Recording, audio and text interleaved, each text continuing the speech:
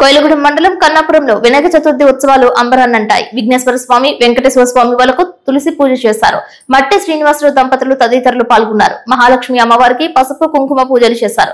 మహిళలు అధిక సంఖ్యలో పాల్గొన్నారు. అదేవిధంగా శ్రీ వాసవి ఆర్యవైశ్య కళ్యాణ మండపం నందు ఈ రోజు మధ్యాహ్నం 12 గంటలకు అన్న సంతర్పణ ఏర్పాటు చేశారు. శ్రీ వాసవి ఆర్యవైశ్య కళ్యాణ మండపం నందు శ్రీ వినాయక చవితి మహోత్సవాలు సందర్భంగా స్వామివారికి నివేదించిన లడ్డూను కొండవీటి శ్రీను 12,600 రూపాయలకు వేలం పాటలో గెలుచుకున్నారు. శ్రీ వాసవి ఆర్యవైశ్య కళ్యాణ మండపం నందు భగవద్గీత పారాయణం ఆలపించారు. మహిళలు అధిక సంఖ్యలో పాల్గొన్నారు.